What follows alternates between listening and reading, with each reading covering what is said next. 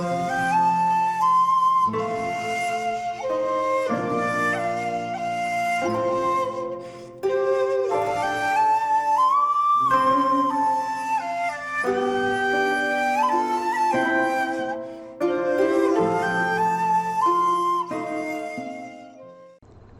there, this is Solitary Ronin from Solitary Ronin Films, and welcome to part 6 of my Kaurismaki series.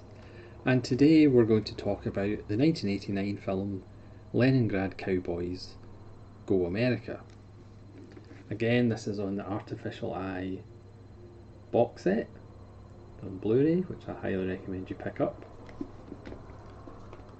because obviously so far it's been absolutely wonderful.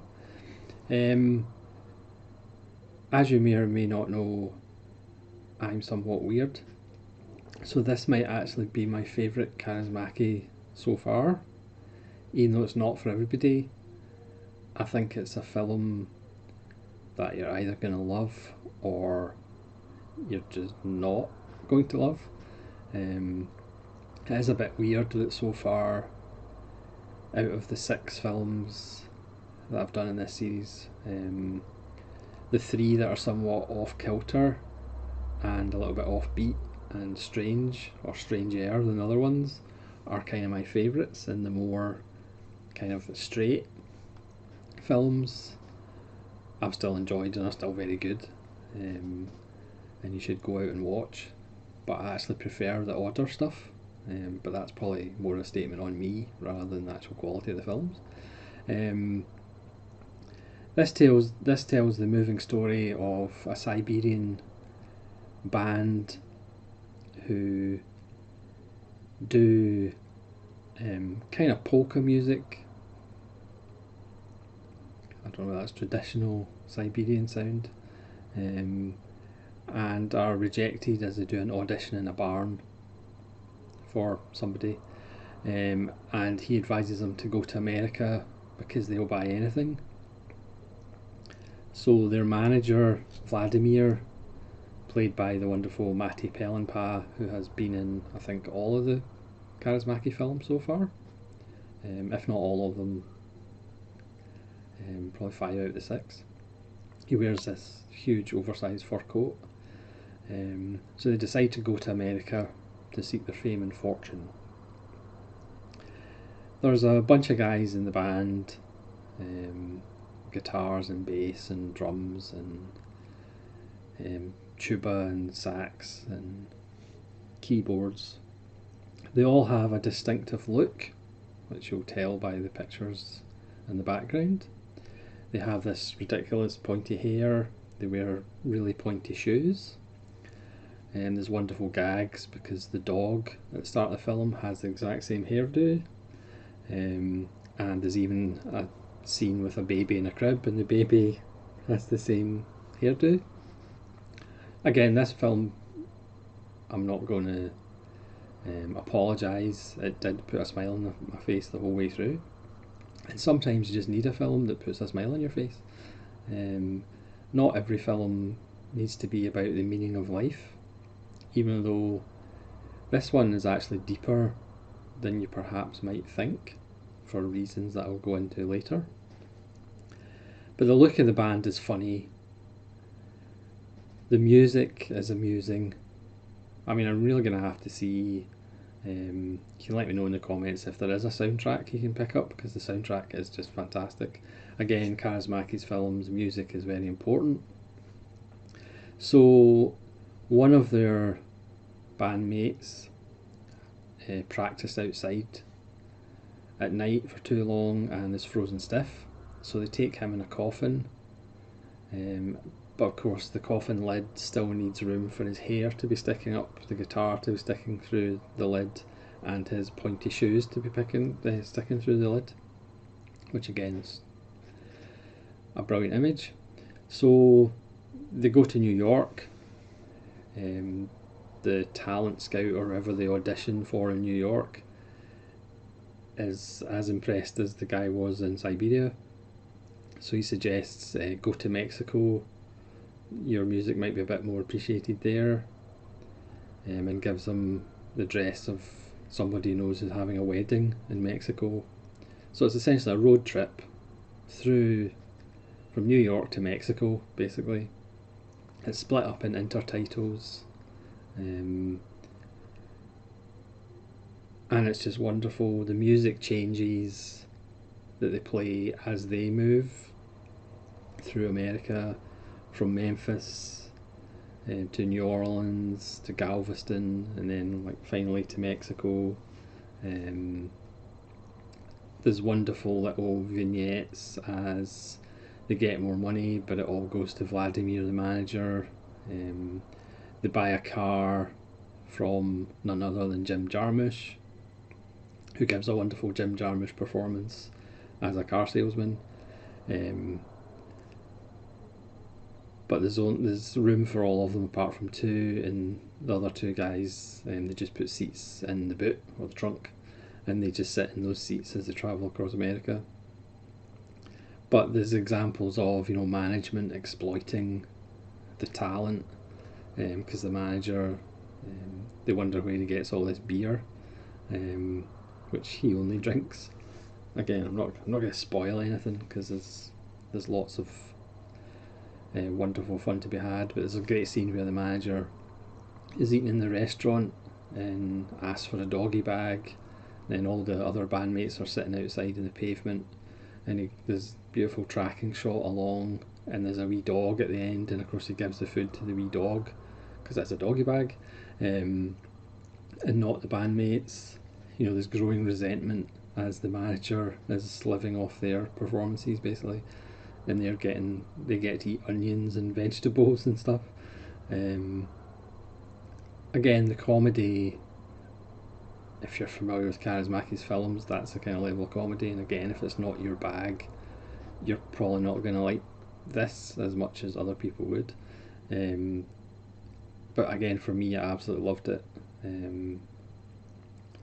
It's 79 minutes long, which, to be honest, it might be 5 minutes too long, even at 79 minutes. But there's so much great stuff in it. A lot of the band members get like their own vocal performance. They kind of take turns doing lead vocals.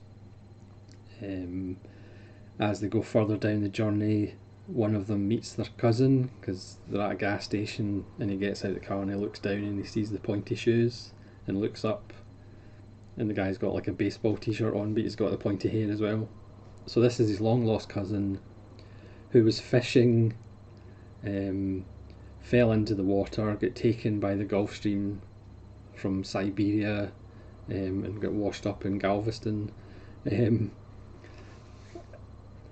Yeah, they perform a wonderful rendition of Steppenwolf's Born to be Wild.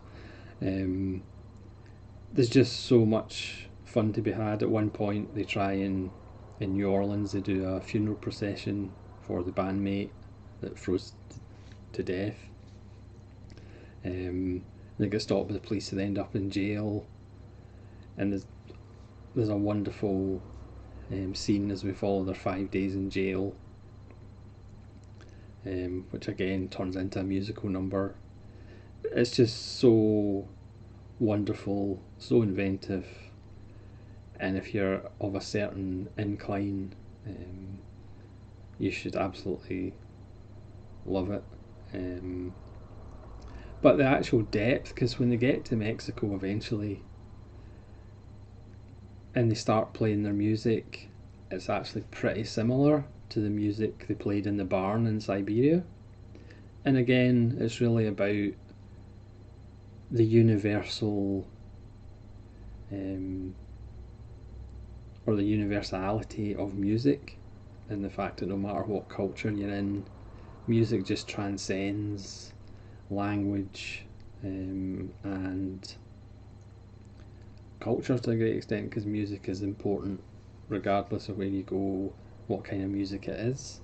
And the fact that the music kind of goes full circle from the start of the film to the end of the film, even though as they go across America, the type of music they're playing, from country and blues and rock and roll, it changes and evolves as they go across the country, but it kind of comes back full circle. It is actually quite moving and actually a profound statement on the nature of music itself.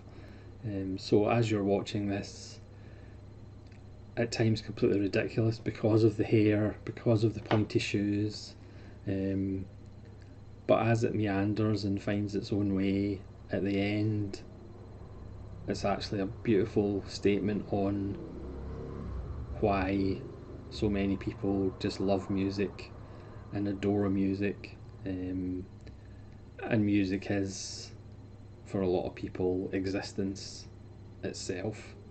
So it's an absolutely wonderful film if you're that way inclined. But again, that's, you could say that probably about all Kaurismaki's films. Again, on the Artificial Eye box set, it's a really good print. The shots of Siberia at the start as they drive their tractors away from the audition is wonderful. It has those tracking shots when they get to America of factories and houses and battered old storefronts that again you do see in some Jarmusch films as well, like Down by Law, and even Only Lovers Left Alive have them, and Burnt Out Detroit. So you get a real feel of the kind of offbeat part of America, again the part of America that we don't usually see, because again one of the themes of Kaurismaki so far, at least in the first 6 films, is again talking about people that other directors don't talk about. I mentioned that in my first Dardenne video that went up earlier, just talking about and showing people and lives and parts of cities and towns that most filmmakers just ignore. Obviously there's 2 more films by Kaurismaki featuring the Leningrad Cowboys. They meet Moses and they're in the Total Balalaika show, but they are still to come. So again, maybe I was just in a more silly mood than usual, but for me Leningrad Cowboys Go America is a masterpiece, and it might be my favourite Kaurismaki so far, even though they've all been of a very high standard so far anyway. So thanks very much for watching part 6 of Aki Kaurismaki. Please let me know what you think of Leningrad Cowboys Go America. Is it wonderful, or did you just not get it? Or it's just not your bag, which is fair enough. Yeah, leave comments below as to your feelings towards the Leningrad Cowboys, and if you can tell me if the soundtrack's available, please let me know, because the music's fantastic. So thanks very much. This is Solitary Ronin from Solitary Ronin Films, saying cheerio.